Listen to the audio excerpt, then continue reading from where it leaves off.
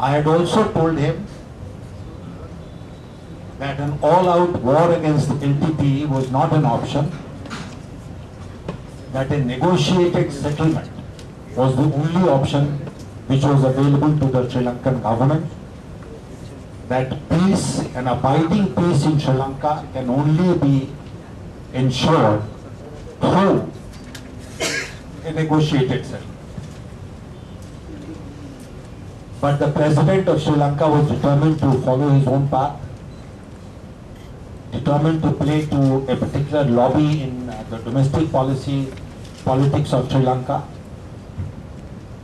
and he chose this disastrous path of giving up on negotiations and going for a military solution. I must also hasten to add that we in the BJP have no sympathy for Prabhakaran or LTTE. LTTE is a terrorist organization. Prabhakaran is a proclaimed offender in India. Our concern, of course, was and remains and will be the plight of the civilian Tamil population in Sri Lanka, which is suffering untold miseries through this military action from both sides, from the side of the LTTE as well as from the side of the Sri Lankan army. We had repeatedly stated from our party that the government of India should not remain a mere spectator to this unfolding situation. And I am sorry to say that this is exactly what the government of India has done. They have just remained nothing but spectators. Mr. Pranab Mukherjee made a very brave statement 4 days ago and said that hostilities must come to an end and that negotiations must resume and that the civilian population must be protected. But unfortunately, despite the fact that they sent a high-powered team of the National Security Advisor and the Foreign Secretary to talk to the Sri Lankan authorities, including the President of Sri Lanka, nothing has come out of it except a whimper. The roar has vanished. The roar of the government of India is not there anymore. It is just a whimper. And the government of India appears to be absolutely helpless in the face of the determination of the Sri Lankan government to win a military victory at whatever cost. And now the Sri Lankan government has said that they will not tolerate a third-party interference.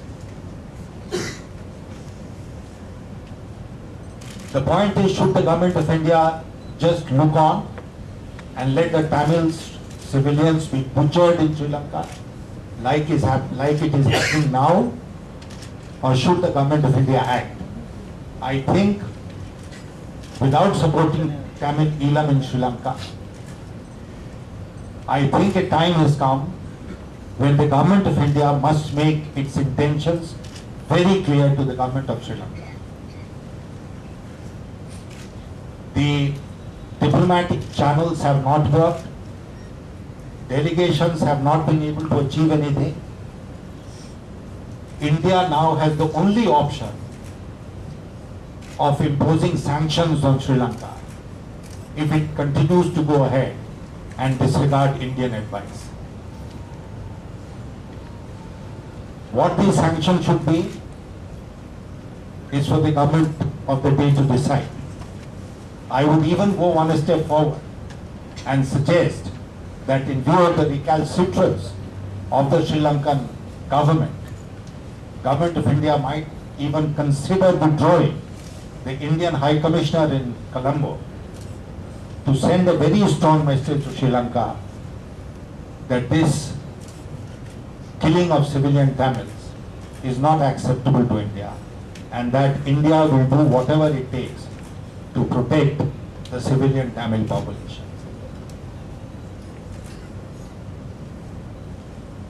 There was a time when we were in office, when we used to work in very close concert with the government of Sri Lanka. And I am very sorry to tell you that all that clout that India had enjoyed in Sri Lanka, where every section of the Sri Lankan polity, whether it was the JVP, which is Mr. considered to be... Sinha, would the same logic apply for Kashmir? Just, I mean, the way you're talking, I'll just finish and then you can ask. we need to ask questions. Yeah. We also have lunch, it's only 12:30.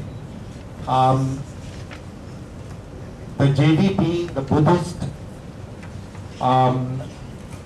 monks, the political parties in Sri Lanka, everyone asked for India to guarantee the peace process and the negotiated peace deal in Sri Lanka. Without Indian guarantee, the peace deal will have no meaning. From that position to come to a position where Government of India's voice will not be given due respect by the Sri Lankan authorities has been a long and slippery downfall for the Government of India. And as a former foreign minister, let me tell you that I am absolutely amazed at this loss of clout that the Government of India has come to in all these years.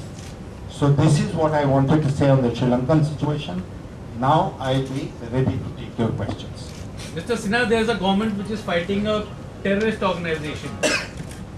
Does the same logic apply in Kashmir, where we want third-party interference to come to settle the same thing? Because you are talking or advocating India should interfere there now. Sir, no two sets of situations are alike. Okay. The situation in Tamil Nadu is not supported by cross-border terrorists. India is not sending terrorists to Sri Lanka. No other country is sending terrorists to Sri Lanka. The situation in Jammu and Kashmir is very different. In Jammu and Kashmir, we have a situation where Pakistan is sending terrorists from across the LOC and across the border. So therefore, to compare the Jammu and Kashmir situation with the Sri Lankan situation will not be proper at all. But you are advocating, support for terrorist organizations. I am not. I told you we are not. I have not said a word about Tamil Eelam. I have said we are against Tamil Eelam.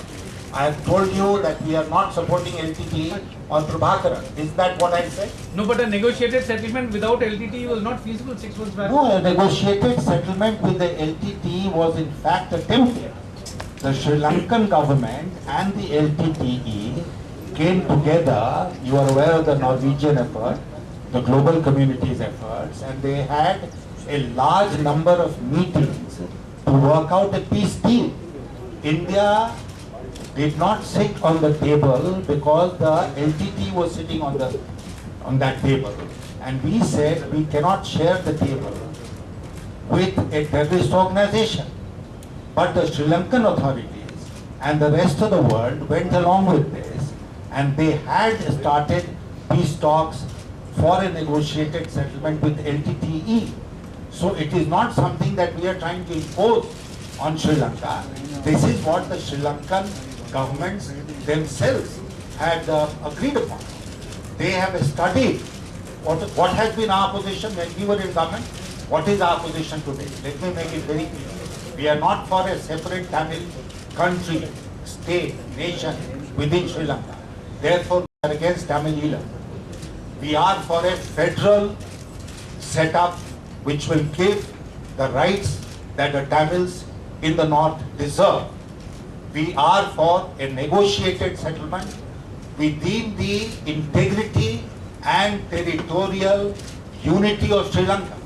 So where is the question of Jammu and Kashmir and the... Okay. By same logic, would the government or the BJP, if it comes to power, attempt a similar negotiation with the Naxals?